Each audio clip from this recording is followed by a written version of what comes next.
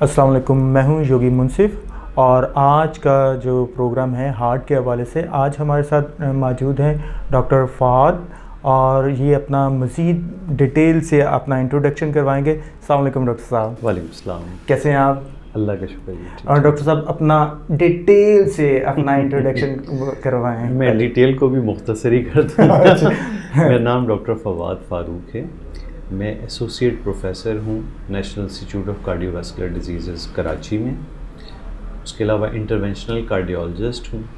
ये बाकी कुछ सोशल मीडिया पे लोगों की आगाही के लिए कुछ वीडियोस डालता रहता हूँ, तो ये तमाम चीज़ें। आप उस सोशल मीडिया पे किस नाम से हैं? और मैं क्या? फ़वाद फ़ारूक ही, डॉक्टर फ़वाद फ़ारूक, इसी नाम से पेज भी है, यूट्यूब चैनल भी है। आप उस पे किस सीक्वेंस में डाल रहे होते हैं? कब कब आपके नए प्रोग्राम आ रहे होते हैं? रैंडमली आ रहे होते हैं? जी, वीडियोस जब भी मेरा इसमें एक्चुअली कोई प्लान वो नहीं है।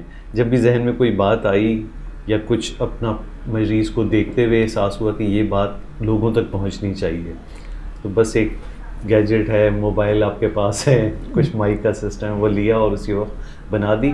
रफली एवरेज ये 4-5 वीडियोस पर वीक जो है वो, लेकिन क्योंकि उस पर बहुत ज़्यादा मेहनत नहीं करनी पड़ती, बस बनाई और डाल दी और लोग वैसे ही पसंद कर लेते हैं। बेहतरीन। डॉक्टर साहब, मैंने भी आपकी वीडियोस आने से पहले मैंने थोड़ी देखी थी। सही। तो मुझे भी बहुत अच्छा लगा कि आप इतनी अवेयरनेस का प्रोग्राम, ये बेसिक नॉलेज हर लोगों तक पहुंचनी चाहिए, तो इससे बहुत सारी जानें बच सकती हैं। जैसे कि आप आज का टॉपिक है हार्ट के हवाले से, आप हमें थोड़ा सा पहले गाइड कीजिए, चेस्ट पेन और हार्ट अटैक में क्या डिफरेंट है? अच्छा देखिए, हार्ट अटैक तो ये हो गया कि अब ये पक्का हो गया कि आपको दिल का दौरा पड़ा हुआ है।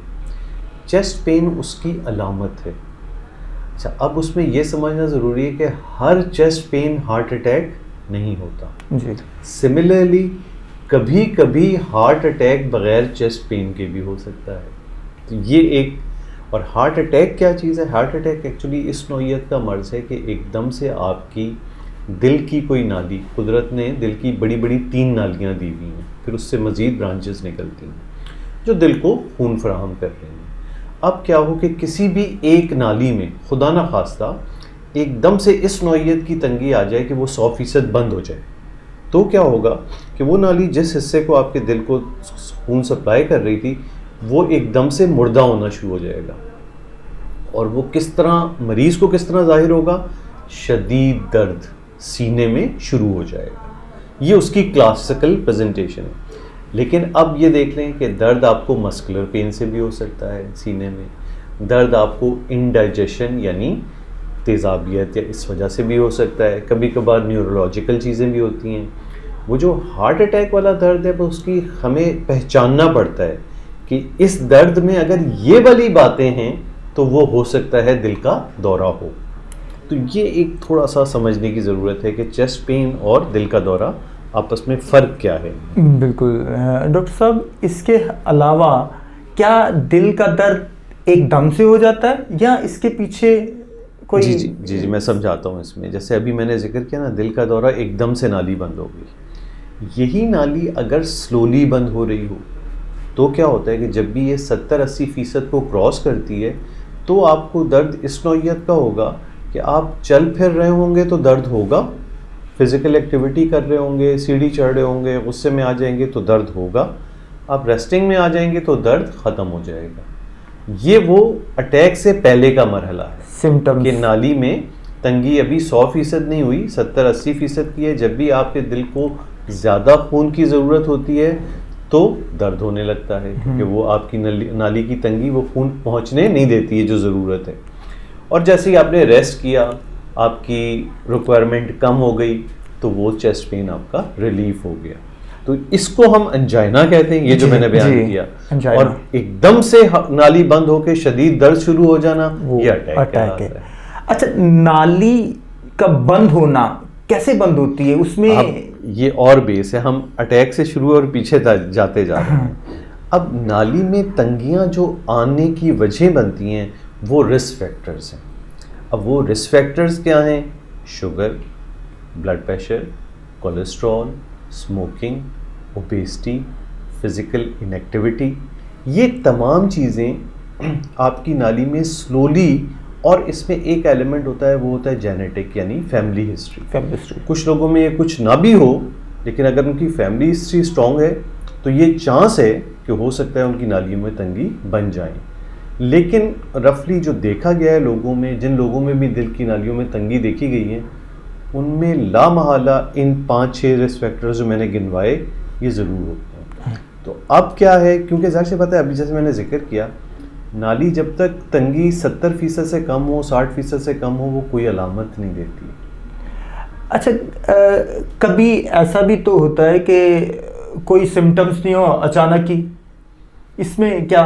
वही यही, जैसे अब नाली की तंगी 30% है किसी की, और खुदा न खास्ता उसकी अंदरूनी तो तह एकदम से डैमेज हुई, इस पर एक क्लॉट बना और वो 30 से 100% ये वो मरीज़ होगा जिसको सारी ज़िंदगी कभी कुछ नहीं हुआ, एकदम से हार्ट अटैक हो, और वही उसकी ज़िंदगी का आखिरी दिन होगा। कभी कभार वो तंगी की नौयत इस नौयत की हुई कि वो बहुत बड़े दिल के एरिया को सप्लाई कर रही होगी, तो वो जानलेवा भी हो जाएगा।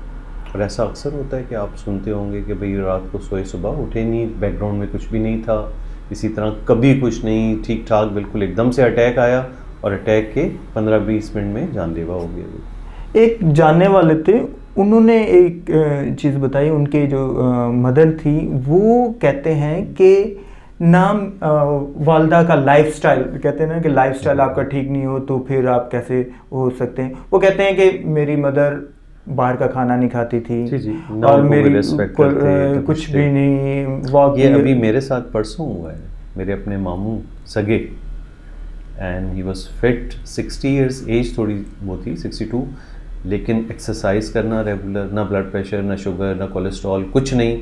बस ये हुआ कि सुबह उनको वो नमाज के लिए जगाने गए तो डेड। मेरे कहने का मकसद है उन डाइट की वजह से, मैं डाइट की तरफ लेके आ रहा हूँ आपको, कि डाइट की वजह से भी अगर हो सकता है, डाइट भी एक एलिमेंट है, क्योंकि ज़ाहिर सी बात है आप अपनी खाने पे तवज्जो नहीं देंगे, आप में शुगर नहीं है लेकिन आप मीठा बहुत खाते हैं, आप चिकनाई वाली चीज़ें बहुत ज़्यादा खाते हैं, तो ये इंसानी जिस्म उस चीज़ के लिए बना नहीं है। आप जब भी नेचर से हट के वो भी काम करना शुरू कर देंगे, जितनी भी आर्टिफिशियल चीज़ें, इसीलिए जब भी आप डाइट की बात होती है तो क्या होता है भाई, फल और सब्जियां जी अल्लाह ने बनाई हैं आपके लिए, और फिर वो भी उस तरह से कि वो नेचर के करीब हो, बहुत ज़्यादा उसको आपने तेल से, और जी बिल्कुल जिस सूरत में है उसी सूरत में ली जाए, तो आप कितने लोग, यानी कितनी ज़िंदगी आप लंबा जिएंगे, कोई आपको प्रॉब्लम नहीं आएगी। लेकिन एक ये चीज़ समझनी चाहिए कि ये जो उसूल होते हैं ये हमेशा 100% नहीं होते, कुछ कुछ कभी कभार एक्सेप्शनल भी होते हैं, कि आपको ऐसे लोग मिलेंगे जो सब कुछ ठीक करते हैं, ना उनको कोई रिस्क है लेकिन उनको हार्ट अटैक हो जाएगा। कुछ लोग ऐसे भी मिलेंगे जो सारी गड़बड़ें कर रहे हैं लेकिन उनको कुछ नहीं हो रहा। तो उसका मतलब ये नहीं होता है कि वो एग्जाम्पल बन गए। ये हर फील्ड में, हर सर्कमस्टेंसेस में, हर जगह पे 5-10% वो लोग होते हैं जो एक्सेप्शनल होते हैं।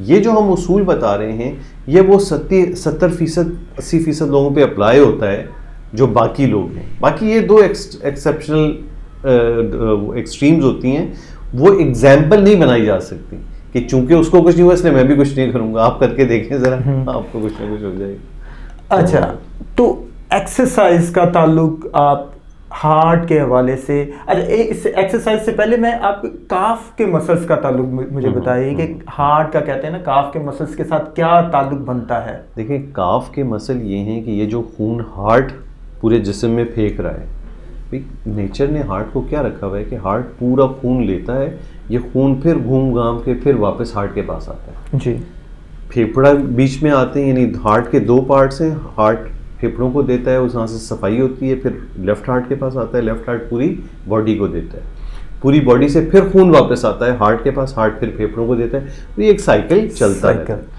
अब जाहिर सी बात है दिल तो यहाँ से फेंक देता है पैरों की तरफ, हाथ की एक्टिविटी आप देखें, हाथ ऊपर नीचे होते रहते हैं हमारे, तो ये तो इसको सपोर्ट मिल जाता है इन नालियों को कि खून एक प्रेशर से वापस हार्ट की तरफ चला जाता है। पैर आप कंटिन्यूसली अगर खड़े हुए हैं, बैठ रहे हैं, चल रहे हैं, तो पैर हमेशा हार्ट से नीचे की तरफ है जी। तो अब आपको पैरों में भी कोई मोटर चाहिए जी, जो उसको वापस ऊपर फेंके, ये वो काफ मसल काम करते हैं। आप जो फिजिकल एक्टिविटी एक्सरसाइज करते हैं उससे ये काफ मसल उस फ्लो को इसलिए अक्सर कहा जाता है इवन आप प्रोलॉन्ग सफ़र पे भी हैं तो कोशिश करें कि अपनी टांगों को थोड़ा ऐसे ऊपर नीचे करते रहें। इसमें बहुत ज़्यादा देर तक आप हरकत ना करें और बैठे रहें और वो फ्लो स्टैग्नेंट रहे तो यहाँ पे भी क्लॉट बन जाते हैं, जैसे खून की नालियों में। अच्छा जी बिल्कुल। तो ये इंपॉर्टेंस है काफ मसल। अच्छा, इसका मतलब ये आपने काफ के मसल्स की एक्सरसाइजेस ज़्यादा एक्टिव रखना है, इसलिए मुझे लगता है कि डॉक्टर कहते हैं वॉक करें, वॉक इसलिए करें, वॉक तो ऑटोमेटिकली है, आपके बिल्कुल टांगे काफ के मसल्स इसमें डायरेक्टली इन्वॉल्व होते हैं। इसके अलावा किस किस्म की एक्सरसाइजेस होनी चाहिए? एक्सरसाइज ओवरऑल जो है ना एक होलिस्टिक पैकेज है। आजकल हम देखते हैं कुछ लोग योगा कर रहे होते हैं, कुछ लोग जस्ट वॉक कर रहे होते हैं, कुछ लोग जिम कर रहे होते हैं। अच्छा, इन तमाम एक्सरसाइजेस की अपनी इम्पोर्टेंस है। आइडियली आपकी एक्सरसाइज कॉम्बिनेशन होनी चाहिए, क्योंकि कुछ मसल्स ऐसे होते हैं जो आप वक्त के साथ यूज़ नहीं कर रहे होते, उनकी स्ट्रेंथ आपको बहरहाल चाहिए होती है। तो उनकी स्ट्रेंथ के लिए आपको स्पेसिफिक आइसोमेट्रिक उस किस्म की एक्सरसाइज चाहिए होती है।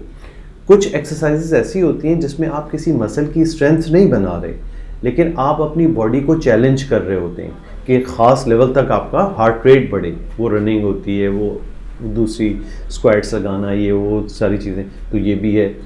योगा एक अपने मसल को उस एक्सट्रीम्स तक लेके जाना जहाँ तक उसकी रेंज है और उसको उसकी कायम रखना, वो है लचक, वो भी बहुत ज़रूरी है। तो हर किस्म की एक्सरसाइज बस ये ज़रूरी है, चूँकि हमारे यहाँ क्या होता है, लोग बचपन में थोड़ा बहुत खेल कूद के फिर इन तमाम चीज़ों को खुदा हाफिज़ कह देते हैं। ख्याल आता है जब कोई मर्ज आता है 40, 45, 50 साल में दोबारा एक्सरसाइज करने का, अब आपकी बॉडी वो नहीं है जो 15 साल पे थी। अब आपको एक फिजिकल ट्रेनर की गाइडेंस की ज़रूरत होगी। वो आपकी बेसलाइन स्टेटस को देखते हुए, भाई आपका स्टेटस क्या है, आपका बैकग्राउंड कैसा है, आप में क्या बीमारियां हैं, आपके जोड़ों का हाल क्या है, आपके स्पाइन का हाल क्या है, इन तमाम चीज़ों को देखते वो आपको आहिस्ते आहिस्ते गाइड करना शुरू करेगा।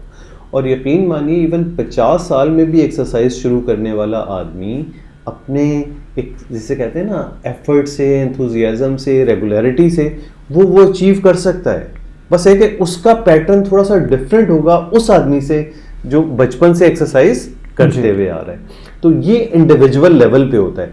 लेकिन अगर एक जनरल हम बात करें तो हम क्या एडवाइस करते हैं एज ए कार्डियोलॉजिस्ट कि आप 40 से 45 मिनट की ऐसी एक्टिविटी कर लें जिसमें आपका हार्ट रेट इतना बढ़ जाए कि वो तकरीबन 130-140 तक पहुंच जाए। वैसे तो वो एज से रिलेटेड एक टारगेट हार्ट रेट होता है, उसका 80% 70% अचीव करना होता है। लेकिन एक आम आदमी को समझाने के लिए इतना कहते हैं कि भाई 130-140 तक कम से कम। ये भी नहीं है वॉक का मतलब कि बस स्लो बातें चल रही हैं और बस टहल रहे हैं, बस 2 घंटे की वॉक कर लेते हैं, तो वो भी काम की नहीं। कल मैं पार्क में था तो एक स्टूडेंट है मेरा, उन्होंने एक वॉच लगाई हुई थी, वो देख रहे थे। तो आज की जो आपकी बात है ना, वो मुझे समझ आई कि उसका मतलब है हार्ट रेट, वो मुझे बता रहे थे कि उस हवाले से इस लेवल पे वो नहीं पहुंच रहे, तो इसका मतलब है वो उसकी जो वर्कआउट है, एक्सरसाइज है, वो कम कर रहे हैं, अपने लेवल से कम कर रहे हैं।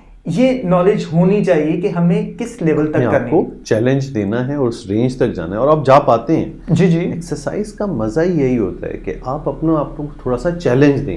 यानी वो सोचें जहाँ जैसे एक आपने रनिंग की, आप एक चक्कर लगा सके, लेकिन आप नेक्स्ट डे सोचते हैं मुझे 1 से 1.5 या सवा तक जाना है, हाँ। फिर और बढ़ाना है, फिर और बढ़ाना है और अपनी मैक्सिमम स्ट्रेंथ तक लेके जाना है उस चीज़ को। एक और सवाल कि ब्रीदिंग का ताल्लुक हार्ट के साथ और ब्रीदिंग की एक्सरसाइजेस को थोड़ा सा, आप माशाल्लाह योगा के बारे में भी अच्छी नॉलेज है आपकी। एक कोऑर्डिनेशन होती है कि आपको किस फेज में एक्सरसाइज, डिफरेंट एक्सरसाइजेज हैं, इवन योगा की ले लें, इवन जिम की ले लें, कि आप क्या करने जा रहे हैं। उस एक्सरसाइज का एक स्पेसिफिक पैटर्न होता है, किस वक्त आपने ब्रीथ इन करनी है और किस वक्त आउट करनी है।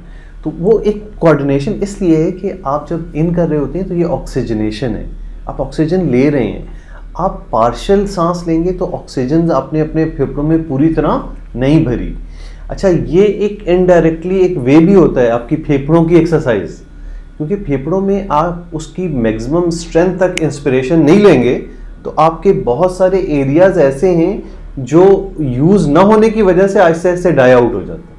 तो इसलिए सांस की कोऑर्डिनेशन ड्यूरिंग एक्सरसाइज, इसीलिए मैं कहता हूँ एक्सरसाइज में थोड़ा सा आपको किसी न किसी ट्रेनर की हेल्प की ज़रूरत, उसका मैक्सिमम आउटपुट गेन करने के लिए।